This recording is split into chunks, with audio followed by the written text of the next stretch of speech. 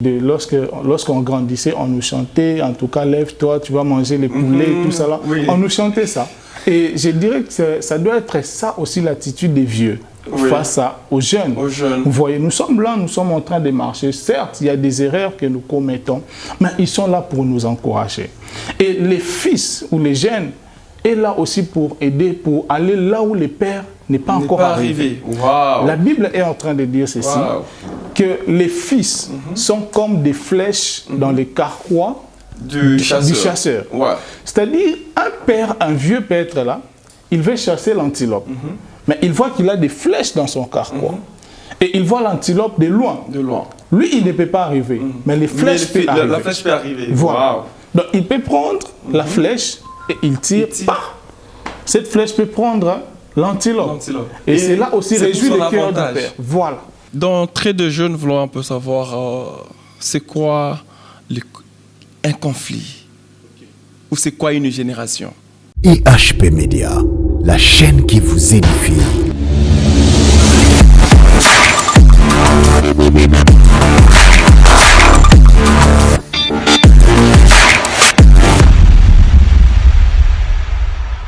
Très heureux de vous retrouver encore ce soir, mesdames et messieurs, fidèles téléspectateurs, à ce nouveau numéro de l'émission Le Culte. Alors, comme d'habitude, nous avons toujours reçu un homme de Dieu, un chantre, un apôtre, un évangéliste, bref, un enfant de Dieu avec qui on échange autour d'un sujet, autour d'un thème, afin de pouvoir nous apporter de la gaieté, de la joie, de l'édification pour l'épanouissement de notre vie chrétienne ou notre vie dans la société. Mais aujourd'hui, nous recevons pour vous un homme bourré de talents, un homme rempli du Saint-Esprit, un homme que Dieu utilise puissamment, c'est le berger Gaël Amos, à qui nous disons Shalom. Shalom, pasteur Jesus. Bienvenue chez nous. Merci beaucoup. Est-ce que vous êtes à l'aise? Très à l'aise. Quelles sont vos impressions par rapport à votre présence ici? Vraiment, je suis très content d'être ici encore à cette émission que vous dirigez, les cultes. Oui. J'espère que nous allons passer de très bons moments dans la présence de Dieu. Merci beaucoup. J'espère que nous allons passer de très bons moments dans la présence de Dieu. Fidèles téléspectateurs, nous sommes là pour en parler. Mais du moins, on va parler autour d'un sujet, un thème très important et très captivant. C'est quoi le thème? Nous voulons parler sur les conflits de génération. Les conflits de génération, l'homme de Dieu. Ce soir, on parle sur les conflits de génération. En tout cas, le conflit de génération, c'est un thème qui m'a beaucoup béni. Oui. Surtout lorsque j'étais en train de me préparer par rapport à cela. Le Seigneur m'a appris beaucoup de choses. Je crois que je n'ai pas le monopole de la parole, surtout qu'on est en train de toucher aux vieux et on est en train de toucher aussi aux jeunes. Vraiment. Et en tant que jeune, le Seigneur m'a quand même aidé à comprendre certaines des choses par rapport à ce thème, les conflits des générations. D'entrée de jeu, nous voulons un peu savoir c'est quoi un conflit ou c'est quoi une génération? C'est quoi une génération? J'ai essayé un peu de soutirer deux définitions dans le dictionnaire français et aussi une définition dans un dictionnaire biblique, si vous me permettez de dire cela. Je vous en prie, vous êtes libre. Merci beaucoup. Alors, le dictionnaire Larousse définit une génération comme étant l'action d'engendrer, de produire son semblable. Mais aussi leur deuxième définition, c'est ce qui est engendré, la postérité, les descendants d'une personne. C'est ce que le dictionnaire est en train de parler par rapport aux générations, par rapport à ce qui est touché à la génération. Mais aussi le dictionnaire biblique définit la génération comme étant, une génération correspond aussi à un groupe de personnes vivant en une période de temps donné. Ok, donc ça correspond, une génération correspond à un groupe de personnes vivant dans un temps ou dans une période bien déterminée. Donc, et aujourd'hui, nous pouvons dire que par rapport à ces groupes de personnes qui vivent aujourd'hui, il y a le vieux, il y a le jeune. Est-ce qu'il y a réellement conflit des générations? J'aimerais dire qu'il y a réellement conflit des générations. Mais si vous me permettez, j'aimerais un peu juste parler de quelque chose par rapport à la génération. Ok. Déjà, par les 3 définitions, nous pouvons comprendre c'est quoi une génération. Et dans la première définition, nous pouvons également aussi comprendre que Dieu, en créant la terre, il voulait qu'il y ait une génération. Et vous serez d'accord avec moi lorsque vous lisez la Bible, j'ai lu la version Semeur, où Dieu, lorsqu'il créa les cieux et la terre, Dieu créa aussi les hommes. La Bible dit que Dieu a créé Adam et Ève. Et c'était des personnes que Dieu avait créées. Mais aussi, Dieu a fait une déclaration. Lorsqu'il les a créés, il a dit, soyez féconds, ayez des enfants. C'est-à-dire, vous pouvez avoir des générations. Donc, c'est-à-dire que Dieu est l'initiateur des générations. Voilà. Juste au début de la création. Voilà. Waouh. C'est de ça que Dieu a parlé. Il a donné cet ordre. Lorsque vous lisez Genèse chapitre 1, le verset 26 jusqu'au verset 28, dans la version Semeur, c'est alors que vous allez comprendre que Dieu est en train de donner l'ordre à Adam et Ève d'avoir des enfants, c'est-à-dire de créer des générations. Puisque par définition, on est en train de nous parler de la génération, c'est l'action d'engendrer. Donc Dieu leur a donné cet ordre d'engendrer. Ça veut dire qu'il y avait la génération d'Adam et la génération de Caïn, Abel, ainsi de suite, jusqu'à leurs descendants. Je dirais même que Adam vient aussi d'une génération de Dieu, puisque la Bible est en train de dire que Dieu a créé Adam à son image. C'est-à-dire, la génération, c'est reproduire. Donc c'est que Dieu s'est reproduit aussi sur la terre et il a donné aussi de l'ordre à Adam et Ève de se reproduire au même moment. Mais voilà, c'est là où moi je voudrais même aussi entrer. Est-ce que réellement aujourd'hui on peut dire qu'il y a un conflit de génération? Oui, on peut dire qu'il y a un conflit de génération. Et c'est quoi la cause? Je pense que dans certains points suivants, j'aurais mieux à expliquer cela, puisqu'il y a beaucoup de choses qui font en sorte qu'il y ait conflit aujourd'hui dans notre génération.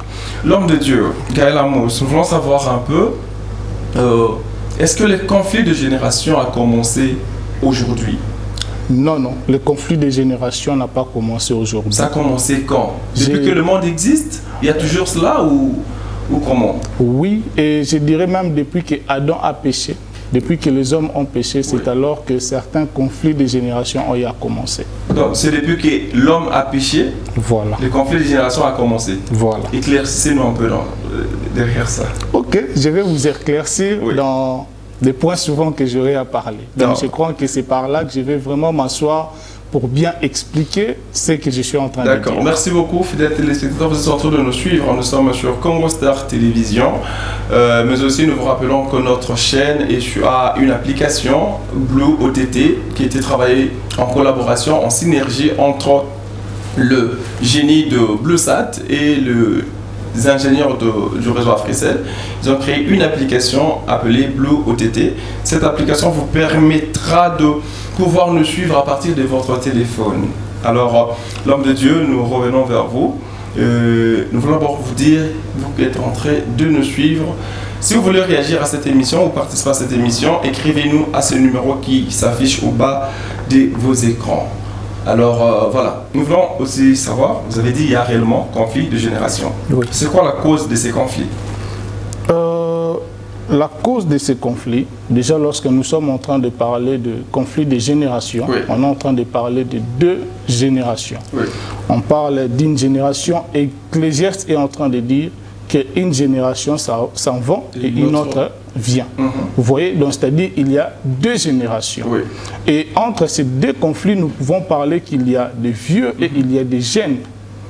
Et également aussi, nous pouvons parler que la cause de ces conflits, c'est par rapport à ces 2 générations. Il y a également les pères, il y a aussi les fils. Mais qu'est-ce qui se passe entre le père et le fils, qu'il n'y ait pas de l'attente qu'il y ait ces conflits? Voilà. Je pense que par là, j'aimerais un peu expliquer certaines choses en détail. Lorsque vous lisez l'histoire de David. Oui. Il y a beaucoup d'histoires dans la Bible qui peuvent nous faire comprendre que les conflits auxquels nous faisons face actuellement, oui, cela n'a pas commencé aujourd'hui, mais cela a commencé dès même la création du monde. Wow. Mais je prendrai juste quelques histoires dans la Bible pour nous faire comprendre que cela n'a pas commencé aujourd'hui. Et on nous parle de David. David était un roi. Dieu l'a établi comme roi en Israël. Oui.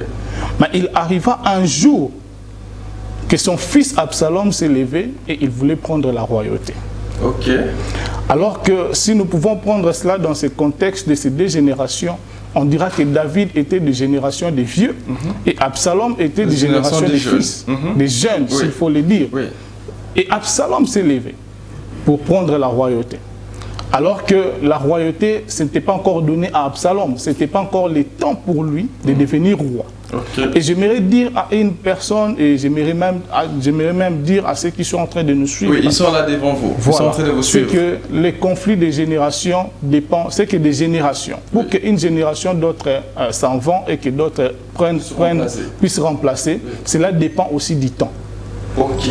Voilà. Donc d'abord, le premier élément, oui, c'est que les jeunes doivent comprendre, c'est qu'il y a aussi facteur temps. Temps, voilà. Pourquoi? Parce que Absalom, avant le temps, il voulait prendre la royauté. Il s'est levé contre son père David et il voulait prendre la royauté alors que son père David régnait encore. Et je dirais, par rapport à cela, nous faisons face à deux types de personnes. Il y a de ceux-là qui sont patients et oui, ils attendent leur temps pour régner. Oui. Mais il y a aussi de ceux-là qui veulent, ils sont tellement pressés et ils veulent prendre la royauté. Okay. Et pour ceux qui sont pressés, oui, pour ceux qui se précipitent à prendre la royauté en dehors du temps, la mort n'est pas loin d'eux. Ah, frères et sœurs, vous êtes en train de nous suivre, vous voulez précipiter à prendre la royauté avant le temps. L'homme de Dieu a dit, la mort n'est pas loin de vous. Vous voyez, donc lorsqu'on précipite, conséquence, c'est la mort, l'homme de Dieu. Voilà, puisque lorsque Absalom oui, s'est levé pour prendre la royauté, et il arriva qu'un jour, David, Dieu l'a dit de retourner dans la ville, alors oui, que David même, il était en train de fuir son fils. Et lorsque Dieu l'a dit de retourner dans la ville, il s'est retourné, il y avait guerre entre Absalom et son père David. Donc je dirais même, il y avait ces conflits, il y avait guerre entre le vieux et le jeune. Voilà. Et à force de cela, bien sûr, David avait un cœur de berger, il avait un cœur d'un père, mais Absalom a fini toujours par être décapité. Pourquoi? Parce qu'il voulait prendre la royauté avant le temps. Avant le temps. Là, vous parlez de prendre la royauté avant le temps. Alors, ceux qui réellement, c'est leur temps, ils sont jeunes. Voilà. Comment ils peuvent se comporter ou qu'est-ce qu'ils doivent faire? Je resterai toujours dans l'histoire de David. Et Absalom. Non, David et Saoul. Oui, Saül, ok. Ok. Dieu a oint Saoul. Dieu a oint Saoul comme roi en Israël. Oui.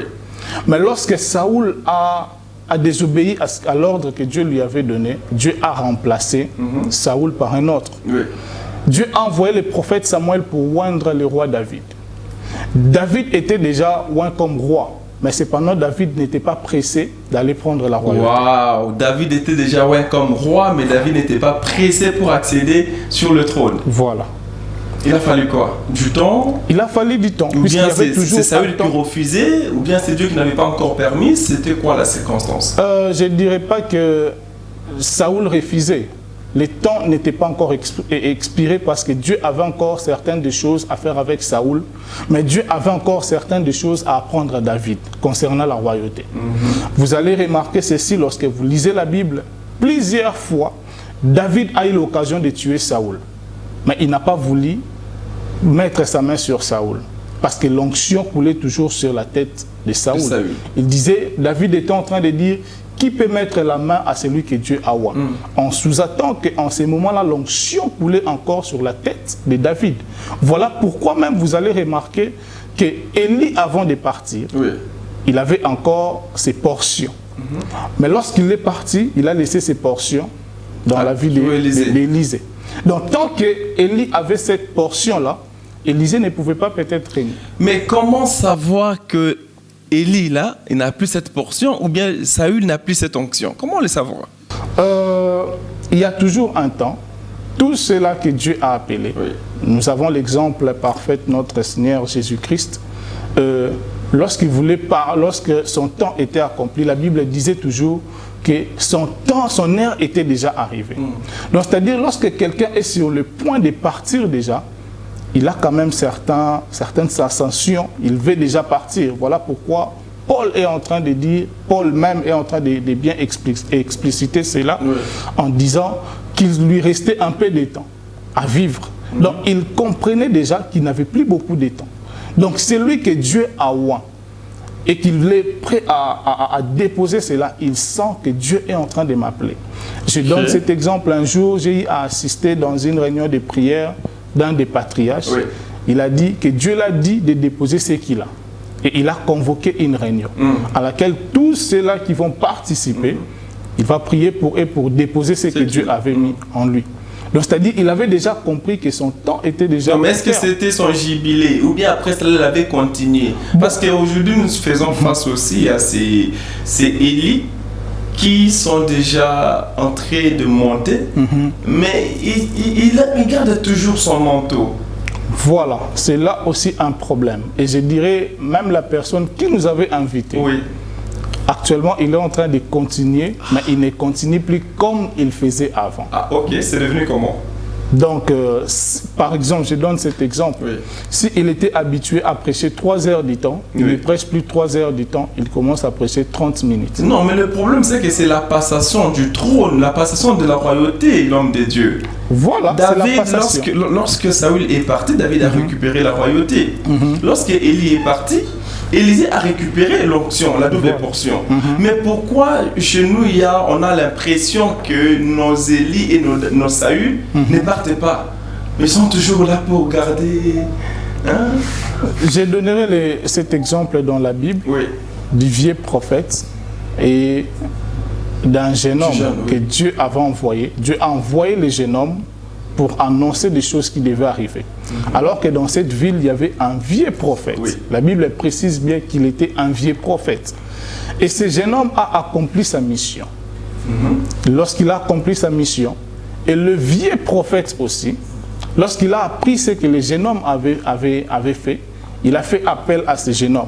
Et ce jeune homme a dit que je ne peux pas retourner sur le même chemin dont j'étais venu, puisque Dieu m'avait interdit. Et le vieux prophète lui a dit, on sous-attend peut-être que le vieux prophète, il avait déjà déposé ce qu'il a fait. Puisque s'il en avait toujours, Dieu pouvait l'utiliser aussi pour annoncer ce que le jeune homme là avait annoncé. Et il a dit à cet homme, moi aussi je suis un prophète de l'Éternel. Reviens. Dieu m'a dit que tu puisses revenir. Et cet homme a eu à revenir. Et le vieux prophète a préparé, il a tout fait. Lorsqu'ils étaient en train de manger, il a dit à ce jeune homme, tu as désobéi à l'ordre de l'Éternel. En sous-attend, il y avait quand même un peu de part d'onction qui restait dans sa vie. Puisque en ces temps-là, Dieu l'a utilisé à annoncer quand même une parole concernant les jeunes prophètes. Donc ça veut dire qu'aujourd'hui, on peut avoir quand même des vieux prophètes qui peuvent partir, mais en partie. Donc, il n'est pas parti totalement. Mais alors que le vieux prophète n'est pas parti totalement, est-ce que le jeune prophète peut exercer comme il le faut? Oui, je peux dire cela. Comment est-ce que David peut exercer alors que Saül est encore sur le trône? Ok, souvent il y a certaines des choses que Dieu fait. Dieu te donne la royauté. Prenons un peu l'exemple aussi de David et Salomon, son fils. David, pendant son vivant, il a oint son fils Salomon comme roi. Mais David n'était pas encore mort. David, il était là. Souvent, Dieu les garde pour nous apprendre certaines sagesses.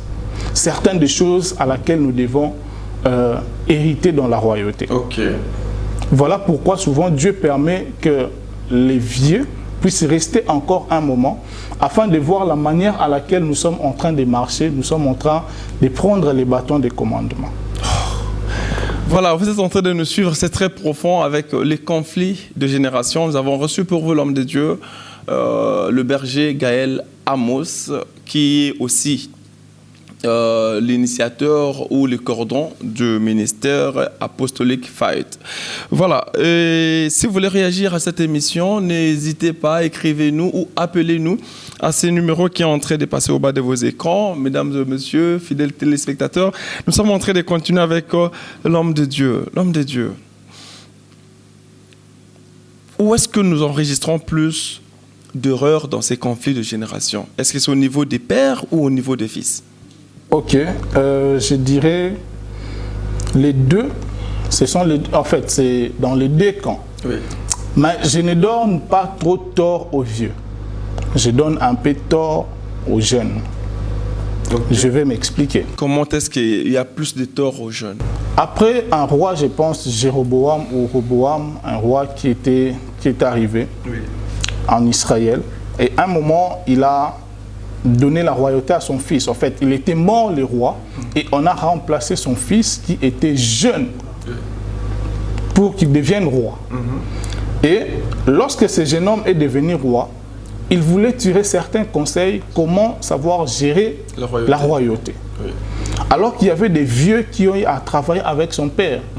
Ce jeune homme, on l'a conseillé pour que tu aies la stabilité durant ton règne. Oui. C'est que tu dois consulter des vieux, tu dois parler avec eux, ils doivent te conseiller à savoir comment tu dois gérer. Oui. Et il est allé aussi vers les jeunes.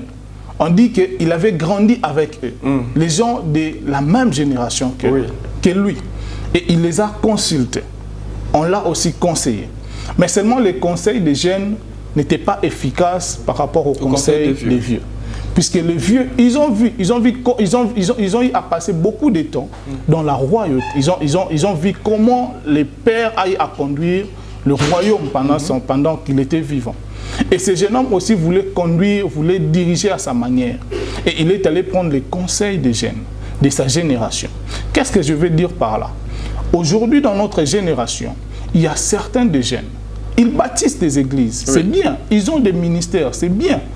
Mais il y a quand même certains modèles auxquels nous devons suivre. Oui. Soit nous allons chez les vieux parce qu'ils ont eu à commencer avant nous. C'est ça. Est-ce que le cœur de vieux d'aujourd'hui est pareil au cœur de vieux d'hier? Ça aussi, c'est un problème, l'homme de Dieu. C'est vraiment un très grand problème, puisqu'il y a certains vieux, certains de nos pasteurs aînés qui ont commencé avant nous, qui n'ont plus ce cœur des bergers, qui n'ont plus ce cœur de comprendre les jeunes. Moi, je dis souvent, nous sommes des jeunes, nous sommes là, nous venons à peine de commencer dans les ministères. Oui. Il y a de nos pères qui ont déjà 20 ans, 25 ans, 40 ans dans les ministères. Je me rappelle, lorsque je faisais la théologie, il y a l'un de nos professeurs qui est pasteur, il a déjà 30 ans dans les ministères, plus de 30 ans dans les ministères. Donc plus âgé que vous-même. Voilà. Donc on sous-attend qu'il a beaucoup d'expérience. Oui. Il a rencontré beaucoup de choses. Et c'est auprès de ces vieux-là que nous devons courir pour tirer certains conseils. Puisqu'ils ont quand même des choses à nous apprendre. Aujourd'hui, il y a ces problèmes. Les jeunes, lorsqu'ils voient que Dieu l'utilise, quand il fait les services, les gens tombent, ils prophétisent. Il devient pressé. Voilà. C'est lui l'homme du moment, l'homme de la situation. Et ils ne savent pas comment tirer les conseils chez les vieux. Le prophète de la Bible avait toujours le même cœur que nos pasteurs d'aujourd'hui. Bon, je ne dirais pas tous les pasteurs d'aujourd'hui, pas tous nos vieux d'aujourd'hui qui ont le même cœur d'aider les jeunes. En termes de pourcentage, ça peut être combien de pourcents? Ceux qui ont un bon cœur. Vous êtes jeune, vous évoluez dans le ministère, vous avez quand même une expérience. Vous pouvez faire donner combien de pourcents? Bon, quand même sans l'idée d'être poursuivi après, je dirais au moins il y a 60-40%. Ah, il y a 60-40%. Voilà. Donc, il y a quand même 40% de ceux-là qui gardent encore ces cœurs. Qui gardent encore ces cœurs, oui. Et 60% de ceux-là qui n'ont plus ces cœurs. Donc, et pourquoi ils n'ont plus ces cœurs?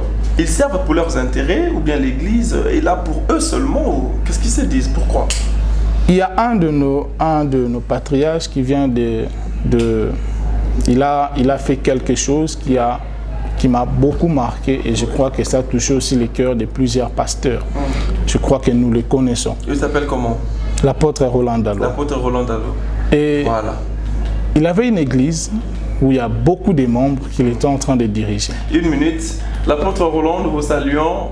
Vous êtes un père pour nous. Que Dieu vous bénisse abondamment. Et prochainement, nous aurons besoin de vous sur ces plateaux afin de pouvoir bénéficier de votre expertise. Oui, il y a une grande église. Il avait une très grande église où il était en train de diriger beaucoup de membres. Mais Dieu l'a dit de laisser à un autre et à un jeune homme. Je me demande, est-ce que s'il y a beaucoup d'autres de nos pasteurs grands élevés et que Dieu leur parlait de laisser, de déposer, de laisser l'église à un jeune homme. Une église qui a plus de 6000 membres. Imaginons. Il y a d'autres, est-ce que c'est Dieu qui me parle? Peut-être que Dieu a changé de voix. Vraiment. Alors que c'est du diable. Voilà. Alors que c'est cette même voix qu'il entendait depuis sa jeunesse. Mais plusieurs, peut-être que Dieu leur a parlé de laisser, de déposer. Mais ils ne laissent pas. Mais pourquoi ils ne laissent pas? Est-ce que l'église devient un gagne-pain ou comment? Pourquoi ils ne laissent pas? C'est l'œuvre de Dieu. Je dirais, il y a d'autres, c'est comme ce que l'apôtre Paul est en train de dire. Oui. Il y a de ceux-là qui ne servent plus Dieu comme il faut, mais ils servent Dieu pour leur ventre. Pour leur ventre. On les appelle le serviteur de ventre. Voilà. Cher pasteur, si vous êtes serviteur de ventre, revenez à la raison. Revenez au point de départ. Revenons à Jésus. Amen. Le serviteur du ventre n'entrera pas dans le royaume de Dieu. Amen. Alors nous sommes en train d'évoluer, l'homme de Dieu. Oui, vous dites, en termes de pourcentage, vous avez parlé des 40%, 60%. Prenons d'abord ces chiffres. Mais si nous pouvons aller dans la logique de ces hommes de Dieu qui lâchent facilement, là on n'a trouvé qu'un seul exemple. Mais ceux qui ne lâchent pas, il y en a beaucoup, donc les pourcentages, même les 40%, apparemment c'est toujours, vous leur avez donné beaucoup. Bon, j'ai donné un peu beaucoup pour ne pas être poursuivi après, pour que certaines des portes ne soient pas fermées. Ah ok, pour ne pas fermer. Moi-même, je vais parler pour vous. Okay. S'il vous plaît, chers aînés, chers vieux, chers pasteurs, nos pères, nos grands frères, ne fermez pas vos portes à l'homme de Dieu, Gaël Amos. Ne fermez pas vraiment vos portes. Il est là. Il est en train de parler de la part du Seigneur. C'est le Seigneur qui lui parle, qui l'utilise. Et nous prions que vous ne puissiez pas lui fermer des portes. Amen. Voilà. Alors, donc le pourcentage est minime. C'est quoi la cause? J'aimerais un peu savoir, l'homme de Dieu. Qu'est-ce qui fait que plusieurs d'entre eux ne veulent plus lâcher? Ok. Vous savez, nous avons certains de nos pasteurs, certains de nos grands, lorsqu'ils voient peut-être un jeune homme en train d'évoluer avec le Seigneur, et Dieu est en train d'utiliser. La Bible a dit que Dieu fait exception des personnes. Et Dieu fait grâce à qui il veut. Et il y a de ceux-là que Dieu est en train d'utiliser. Dans les vrais, Dieu est en train d'utiliser certains jeunes dans les vrais. Mais il arrive que certains des pasteurs, le jeune homme est en train de servir dans son église. S'il est en train de servir, c'est aussi pour l'intérêt du royaume et aussi l'intérêt de l'église. Vous savez, un jour, récemment, j'étais allé prêcher à Boma. Je suis allé prêcher, on m'avait invité dans un ministère. Il est jeune comme nous, il dirige un grand ministère à Boma qui a de l'impact, même plus que beaucoup des églises à Boma. Wow. Et comment il s'appelle? Le prophète Emmanuel. Le prophète Emmanuel, nous vous saluons. Toutes nos salutations à vous. Nous pensons que prochainement aussi, quand vous serez acquis, nous allez passer sur notre plateau. Amen. Oui, vous étiez à Boma. Et je suis allé, j'ai prêché. Il m'a amené dans son église. Il prie à l'église La Borne que dirige le pasteur Benjamin. Et lorsque nous sommes partis, c'était un jeudi, ils avaient culte d'intercession. Et lorsqu'on était en train de prier, leur maman pasteur a dit, il a laissé à mon frère de conduire un moment.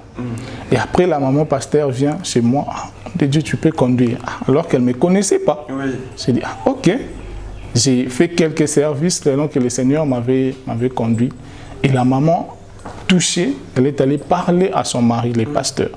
Lorsqu'il a parlé à son mari, le pasteur, j'ai vu comment ses papas commençaient à me considérer. Et je dirais même, ils m'ont donné encore une autre invitation d'aller travailler à l'église, question de booster encore d'autres jeunes de l'église. Gloire à Dieu. Ah, il n'y a plus assez de papas comme ça. Il n'y en a plus. Que Dieu bénisse ces papas. Comment s'appelle le pasteur Benjamin. Pasteur Benjamin. Là, c'est toujours à Boma. À Boma. Non, apparemment, c'est dans les provinces où il y a plus de banqueurs qu'ici. Ici à Kinshasa, la capitale. S'il faut le dire, oui. Voilà, vous êtes en train de nous suivre sur Congo Star Télévision à partir de votre maison. C'est une chaîne à 100% culturelle. Et nous voulons booster la culture congolaise, entre autres, même quand on parle de l'évangile, c'est sous format de la culture. L'émission Le Culte est votre plateau. Vous êtes le bienvenu, vous êtes un chrétien, un pasteur, un responsable de l'église, un berger du ministère, un prophète de Dieu. Soyez le bienvenu chez nous, comme nous avons reçu le berger Gaël Amos. Vous aussi, vous êtes le bienvenu chez nous et je pense que prochainement, on va tourner avec vous. L'homme de Dieu. Nous commençons déjà à chuter pour ce numéro de l'émission et particulièrement, nous voulons avoir un message que vous annoncez à la jeunesse, aux vieux. Il y a encore une autre génération au milieu? Ah, il n'y en a que deux. Vous n'en pensez pas. Il n'y a que le jeune et le vieux. Voilà. Un message aux vieux. Un message aux jeunes. D'abord, on va commencer par le jeune, qui sont en train de vous suivre, qui sont jeunes comme vous. Nous avons senti beaucoup de respect, beaucoup de considération de votre part envers le vieux. Nous vous encourageons pour cela. Nous disons que le Seigneur vous bénisse. Alors, est-ce que vous pouvez parler aussi à ces jeunes qui sont en train de vous suivre? Ok, je dirais, je vais conseiller un peu de jeunes comme moi. Je sais que je n'ai pas peut-être beaucoup d'années dans les ministères, plus que d'autres qui sont en train de nous suivre. Okay. J'ai que 7 ans dans les ministères. Et en tout cas, le conseil que moi j'aimerais leur apporter, je crois que je vais parler de ça avec, au même moment que les vieux. Vous savez, nous vivons nous tous dans une même génération. Oui. Parce qu'on ne peut pas parler d'une autre génération sans pour autant parler encore d'une autre, c'est-à-dire ceux qui sont en train de partir. Oui. Il doit y avoir ceux-là qui doivent prendre le relais par rapport à cette génération, à ces temps. La Bible est en train de parler, est en train de dire que cette génération, les générations, un autre s'en vont et une autre reste pour subsister pour toujours. Vous voyez? Et je vais un peu parler aux vieux qui sont en train de nous suivre et avec des jeunes qui sont en train de nous suivre par rapport à cette définition que la Bible est en train de parler, en disant qu'une génération correspond aussi à un groupe de personnes vivant dans une période de temps donné. C'est-à-dire nous vivons tous ensemble, et des vieux et des jeunes. Mais le mieux à faire est que nous sommes là, nous sommes comme des enfants lorsqu'ils apprennent à marcher. Oui. Lorsqu'ils sont en train d'apprendre à marcher, certes, ils arrivent des moments où ils tombent, ils se relèvent, mais à un moment, il y a toujours un papa qui est en train d'encourager l'enfant. Lève-toi, marche, marche. Je me rappelle, lorsqu'on était en train lorsqu'on grandissait, on nous chantait, en tout cas, lève-toi, tu vas manger les poulets, tout ça là. Oui. On nous chantait ça. Et je dirais que ça doit être ça aussi l'attitude des vieux. Face aux jeunes. Vous voyez, nous sommes là, nous sommes en train de marcher. Certes, il y a des erreurs que nous commettons, mais ils sont là pour nous encourager. Et les fils ou les jeunes sont là aussi pour aider, pour aller là où le Père n'est pas encore arrivé. Wow. La Bible est en train de dire ceci, que les fils sont comme des flèches dans les carquois du chasseur. Ouais. C'est-à-dire, un vieux peut être là, il veut chasser l'antilope. Mais il voit qu'il a des flèches dans son carquois. Et il voit l'antilope de loin.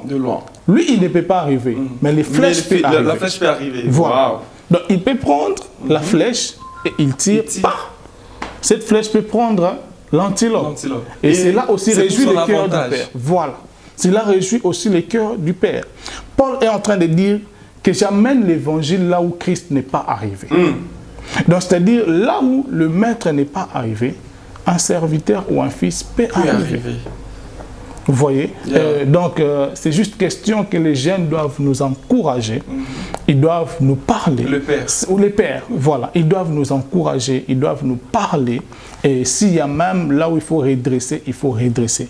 Même Dieu, il est un Dieu qui nous fouette, mais les fouets de Dieu, c'est pour nous mettre dans Mais les jeunes d'aujourd'hui n'aiment pas le fouet. Voilà, il y a des jeunes d'aujourd'hui qui n'aiment pas les fouets. Ça aussi, c'est un problème. Exactement. Et récemment même, il y a quelques jours, on parlait avec certains de nos collègues hommes de Dieu. Il y a un autre ami homme de Dieu qui venait d'organiser une activité.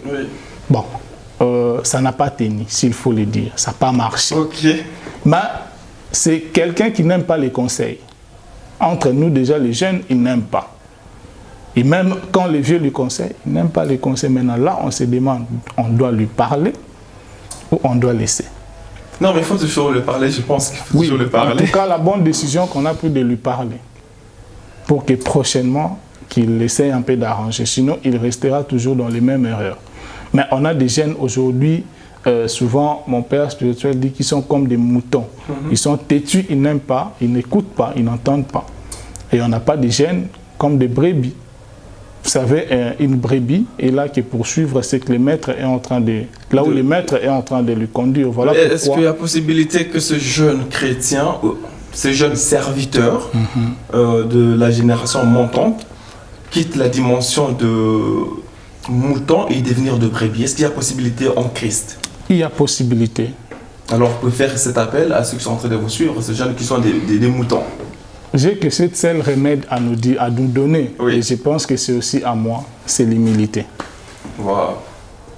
Frère, berger, vous savez, il y a des gens, j'ai pensé à ça, qui commencent à manquer du respect à son père dans la foi, parce qu'il est devenu berger d'un ministère. Voilà. Non, il dirige un ministère, il est devenu berger d'un ministère, et il n'écoute plus. Frère, reviens un peu à la raison. Bien-aimé frère, vous êtes pasteur, vous êtes jeune prophète, surtout les prophètes, Vous êtes jeune apôtre, vous êtes jeune docteur. L'homme de Dieu a dit, le remède, c'est l'humilité. Nous devons vivre l'humilité et alors de l'humilité. Je veux profiter de l'occasion pour passer un message aux jeunes et aux vieux qui sont en train de nous suivre. Chers jeunes et chers vieux, la vie chrétienne ou la vie dans les ministères est comme la course de relais. Là où le père s'arrête, c'est là où le jeune commence, où le fils commence. Alors, cher papa, les problèmes avec nous aujourd'hui, vous aujourd'hui aussi, c'est que vous voulez que vos enfants commencent là où vous aviez commencé. Ça ne se fait pas comme ça. Vous avez déjà payé le prix. Lui ne peut plus payer le prix. Parce que vous en avez déjà payé. Qui peut dire qu'il peut encore payer les prix à la croix alors que Christ en a déjà payé pour nous? C'est pareil que l'évangile. Mais aussi le jeune, l'orgueil, l'arrogance. Quand déjà il y a 2, 3, 4 prophéties vraies, c'est fini. C'est pas une bonne chose quand même. Alors l'homme de Dieu, nous chutons déjà un mot de la fin à ces publics et à ces téléspectateurs, les hommes de Dieu qui sont en train de vous suivre, le peuple de Dieu, les enfants de Dieu, un mot de la fin. Shalom à tous les serviteurs de Dieu, les enfants de Dieu qui sont en train de nous suivre en ce moment. Voilà un mot, ce que j'aimerais vous dire, je sens cela dans mon cœur, ce que je dois le dire. Nous devons nous encourager, nous devons nous entraider s'il faut le dire, puisque nous vivons, nous tous nous servons pour les intérêts du royaume. Jésus-Christ est en train de revenir, alors Christ doit venir prendre une église glorieuse, ni ride et sans tache, une église irrépréhensible. Nous devons travailler nous tous pour les intérêts du royaume et non travailler pour notre propre intérêt. Amen. Alors, l'homme de Dieu, il y a peut-être un frère, une sœur qui est en train de nous suivre, qui vous a suivi. Il a eu le goût, le Seigneur lui a touché, il a eu le goût de servir le Seigneur. Est-ce que vous pouvez l'aider à devenir chrétien ou à devenir enfant de Dieu? Voilà, vous êtes en train de me suivre. La bonne marche pour commencer d'abord à servir le Seigneur, c'est que tu dois donner ta vie à lui.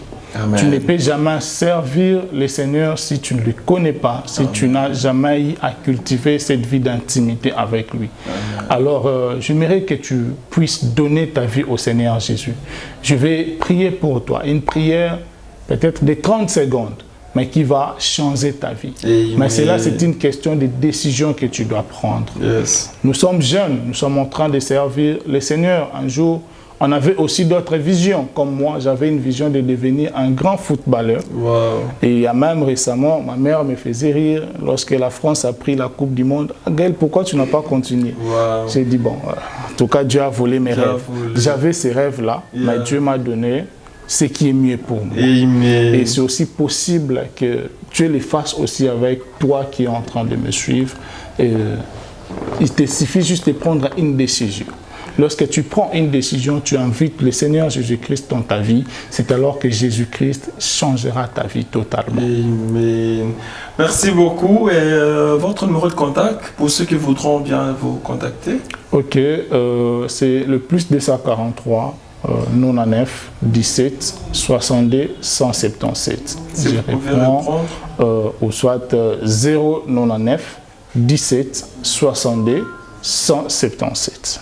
Ok. Et l'adresse de l'église ou du ministère? Vous avez une adresse fixe ou bien c'est juste l'église qui a une adresse fixe? Bon, d'abord, l'église a une adresse fixe, mais aussi le ministère, nous avons une adresse à Kitambo, mais on doit déménager. Oui. Voilà pourquoi nous n'avons pas encore une adresse fixe, mais sinon nous nous réunissons chaque premier samedi et dernier samedi du mois à la montagne de l'intendance où nous allons pour chercher le Seigneur. Là, c'est dans le cadre du ministère apostolique FEF. Et le programme de l'église là où vous priez? Ok, je suis de l'église Espérance de Gloire où je suis ouvrier et serviteur là-bas qui dirige les pasteurs, mon père spirituel, le pasteur Djenia Aksanti, que je salue aussi. Pasteur, vous êtes le bienvenu sur notre plateau. Prochainement, peut-être on sera avec vous. Pasteur Djenia Aksanti. Voilà, c'est son nom. Merci alors, c'était un réel plaisir pour nous de vous recevoir, l'homme de Dieu. Merci de votre présence, merci de la profondeur que vous avez sortie aujourd'hui. Fidèles téléspectateurs, prenons rendez-vous pour un nouveau numéro de l'émission Les Cultes avec un autre invité. Que Dieu vous bénisse abondamment et nous vous disons ciao. Ciao. IHP Média, la chaîne qui vous édifie.